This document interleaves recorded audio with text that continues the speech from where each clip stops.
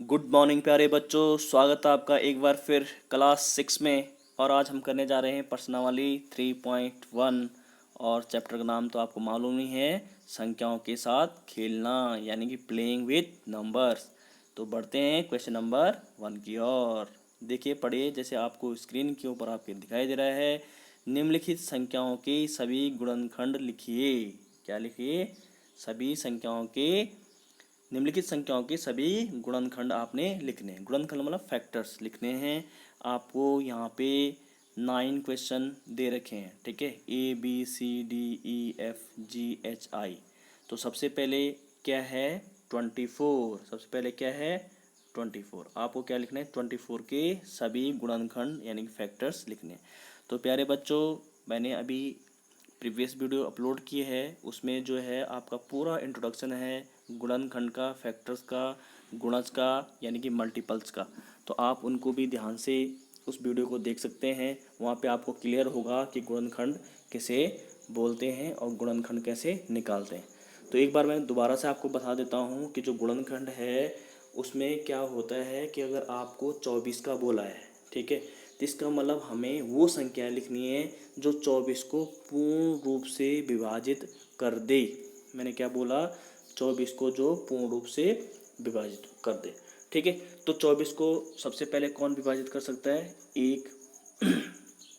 दूसरा क्या कर सकता है? चेक करिए, 2। मैंने कल भी कहा था आपसे, जब मैंने प्रीवियस वीडियो अपलोड की थी उसमें भी कहा था आपसे कि किसी भी संख्या का, कोई भी संख्या हो, चाहे उसका अपने आप यानी कि वो संख्या, यानी कि अगर मैं 24 की बात करूँ तो 24 और 1 जो है हर संख्या का क्या होता है? एक गुणनखंड होता है। तो इसका मतलब मैं एक तो लिखूंगा ही लिखूंगा और एक मैं 24 लिखूंगा क्योंकि मैं 24 का निकाल रहा हूँ, ठीक है। समझ में बात आई मैंने क्या बोला? तो अभी बढ़ते हैं। तो अब देखो, एक तो होगा, फिर मैंने कहा था 2 होगा क्योंकि 12 दूना क्या होता है? 24 होता है, क्योंकि 2 जो है 24 को क्या कर देगा? विभाजित कर देगा। तो मैंने वही कहा आपसे कि हमें वो संख्या लिखनी है प्यारे बच्चों जो 24 को पूर्ण रूप से विभाजित कर दे, यानी कि एग्जैक्टली डिवाइड कर दे, ठीक है। तो फिर तो तीसरा क्या हो सकता है? 3 हो सकता है, क्यों? 3 अट्ठा 24 और 3 8 जा 24 होता है, ठीक है। 4 4 6 जा 24 होता है, 4 छक्का 24 होता है ना। क्या 5 के टेबल में यानी 5 के पहाड़े में आप ऐसे भी कह सकते हैं कि क्या 5 के पहाड़े में 24 आता है? नहीं आता है, क्योंकि 5 को 20 होता है और 5 पंजे आपका 25 होता है। 6 का देखिए, 6 के टेबल में आता है। यहाँ से आपने पूरा ऐसे ही काउंट करते हुए जाना है। तो 6 के टेबल में आता है 24। देख लीजिए, 6 कम 6, 6 दूना 12, 6 तीन 18, 6 चौकू 24, ठीक है। तो 6 के टेबल में भी आएगा आपका। क्लियर है? तो इसका मतलब क्या होगा? 6 भी होगा। अगला क्या होगा? 7 के टेबल में आता। आपने ऐसे ही चेक करते हुए जाना है प्यारे बच्चों। ऐसे ही 8 के 7 में नहीं आएगा तो 8 में आएगा, 8 तिया 24 होता है। ऐसे ही आपने फिर 9 के टेबल में देखना है, फिर 10 के टेबल में देखना है, फिर 11, फिर 12। तो आपको लगेगा कि 8 9 10 11 में तो ये आएगा नहीं, फिर किस में आएगा? 12 के टेबल में आएगा। और लास्ट में 13 में नहीं आएगा, 14, लास्ट में क्या आ जाएगा? 24 ही आ जाएगा। तो आपने यहाँ पे देखा कि 24 के जो गुणनखंड निकले वो निकले आपके 1 2 3 4 6 8, ठीक है, 12 यानी कि 12 और 24। तो यहाँ पे हमने जो मैंने आपको प्रीवियस वीडियो में बताया था, इंट्रोडक्शन वीडियो में, कि किसी भी संख्या का एक और वो खुद वो संख्या, तो उसका फैक्टर यानी गुणनखंड होगी ही होगी। तो उम्मीद करता हूँ कि यहाँ तक आपको ये फर्स्ट पार्ट क्लियर हुआ होगा। बढ़ते हैं इसके सेकंड पार्ट की ओर। क्लियर है? सेकंड पार्ट में क्या है? 15 का आपने निकालना है। तो 15 का कैसे होगा? आप देख लीजिए। आपको पता है कि अगर हम 15 का कर रहे हैं तो हमें वो संख्याएं लिखनी है जो 15 को पूर्ण रूप से डिवाइड कर ले। तो एक तो एक होगा, मैंने बोला था किसी भी संख्या का क्या होता है? एक, और वो खुद संख्या एक गुणनखंड होती है।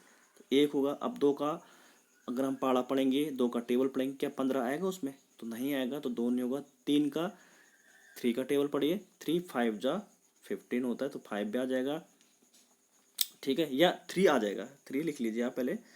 3 के टेबल में आता है, जिस जिस के टेबल में आते हैं आप वो लिखेंगे। 3 के टेबल में आता है तो 3 5 जा 15 होता है, ठीक है। फिर 3 के बाद क्या आएगा? 4 4 के टेबल में नहीं आता ये 15, ठीक है। 5 के टेबल में आता है, 5 3 जा 15, 5 के टेबल में आएगा।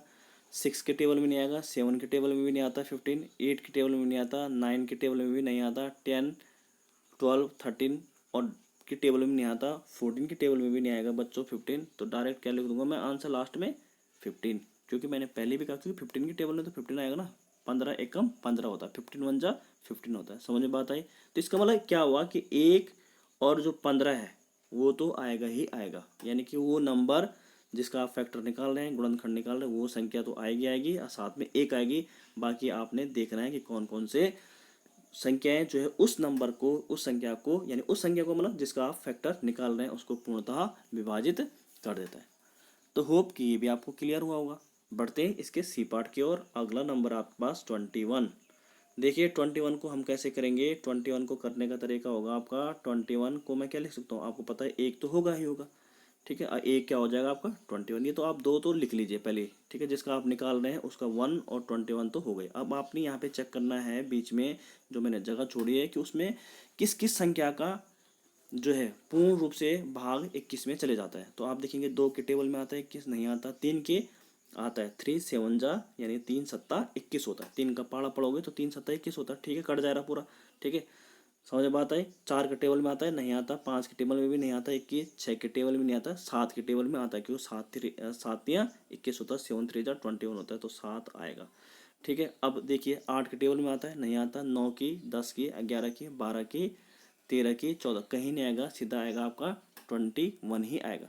तो आपने देखा यहाँ पे बच्चों कि 21 के जो गुणनखंड निकले वो निकले 1 3 7 और 21। क्लियर है? तो ऐसे ही आप क्या कर सकते हैं और भी निकाल सकते हैं। चलो मैं एक क्वेश्चन और बता देता हूँ आपको। ई पार्ट डी आपका होमवर्क होगा। ई में आपको बता देता हूँ ई को कैसे करना है। देखो ई में क्या है, 12 है। 12 के कैसे, इसको कर रहा हूँ मैं डायरेक्ट। 12 का कैसे होगा आपको पता है, 1 और 12 तो आएगा ही आएगा, तो उसको तो आप आंख बंद करके लिखना आपने, ठीक है। ज़्यादा सोचने की इसमें ज़रूरत नहीं है। ये क्यों आते हैं ये भी मैंने आपको बता रहा है, क्योंकि एक जो है 12 को पूर्ण रूप से डिवाइड कर देता है, भाग उसमें चले जाता है, 12 का भाग पे 12 में चले जाएगा, 12 एकम 12 होता है, ठीक है। अब यहाँ पे वो चीज़ें आपने भरनी है, वो संख्याएं भरनी है जो 12 को कम्प्लीटली डिवाइड कर दे। तो उसमें से 2 होगा, क्योंकि 2 का टेबल में 12 आता है, 2 छक्का 12 होता है। 3 3 चक्कू 12 होता है। 4 4 तियाँ 12 होता है। 5 के टेबल में आता है 12, नहीं आता तो उसको मत लिखिए। 6 के टेबल में आता है, यस आता है, 6 दूना 12 होता है। और 7 के टेबल में आता है, नहीं आता। 8 की, 9 की, 10 की, 11 की, तो ये आपका लास्ट में क्या आ जाएगा 12। तो आपने देखा कि 12 के गुणनखंड जो है प्यारे बच्चों वो हुए 1 2 3 4 6 12। समझ में बात आई? ऐसे ही हम जो है एफ पार्ट भी कर लेते हैं। चलो एफ पार्ट में मैं आपको बता देता हूँ। एफ पार्ट में क्या है, 20 है, कोई बड़ी बात नहीं। इसको करने में आप समझ ही गए होंगे मैं क्या बोलना चाह रहा हूँ। बहुत सारे क्वेश्चन मैं करा चुका हूँ यहाँ पे। तो 20 को क्या लिखेंगे, एक तो आप 1 लिख लीजिए, एक 20 आप यहाँ पे लिख लीजिए, ठीक है। बाकी आपने खुद यहाँ पे नंबर चिपकाने हैं, ठीक है। समझ में बात आई? तो 1 और 20 तो हो गया, 1 और 20 तो मैंने लिख लिए। अब बाकी क्या आ सकते हैं, देखो 2 के टेबल यहाँ से चेक करो ना। 1 के बाद क्या आता है, 2 आता है, कि 2 के टेबल में आता है 20 आता है, 2 के पाड़े में यस आता है, 2 10 अंकी 20 होता है। अच्छा 3 के टेबल में आता है, 3 का पाड़ा पढ़ो, 20 आता है, नहीं आता है, क्योंकि 3 छक्का 18 और 3 सत्ता 21 होता है, तो 20 तो छूट गए बीच में, ठीक है। 4 के टेबल में आता है, यस आता है, 4 पंजे 20 होता है। 5 के टेबल में आता है, 5 चौको 20 होता है। 6 के टेबल में आता नहीं आता। 7 के टेबल में नहीं आता। 8 के टेबल में आता नहीं आता। 9 की नहीं आता, तो 10 के टेबल में चेक कर लेते हैं। 10 के टेबल में आता है, 10 दूना 20 होता है। फिर 15 के टेबल में आता है, 11 की भी नहीं आता, 13 14 में कहीं नहीं आता। तो आपने देखा कि हमने यहाँ पे 20 के भी फैक्टर यानी गुणनखंड निकाल दिए। तो अब मैं यहाँ पे डायरेक्ट करूँगा बच्चों एच पार्ट इसका, ठीक है। बाकी आपका होमवर्क होगा, ठीक है। समझ में बात है कि आपने ऐसे ही बाकी पार्ट भी कर देने हैं। तो मैं एक बार एच पार्ट आपको करके दिखाता हूँ। एच पार्ट में क्या है, 23। अब देखिए 23 का अगर आपने गुणनखंड करने, फैक्टर करने, तो एक तो एक आएगा और एक आएगा 23 आएगा।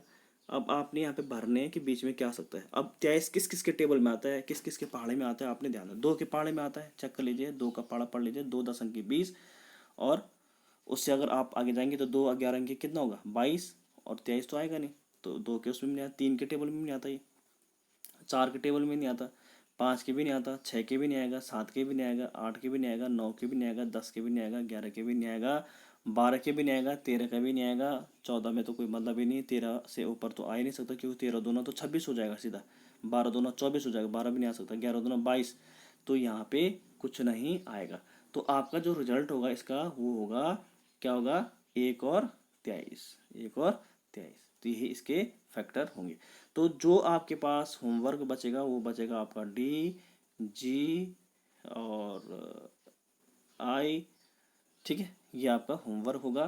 तो उम्मीद करता हूँ प्यारे बच्चों कि आपको क्लियर हुआ होगा। Thank you so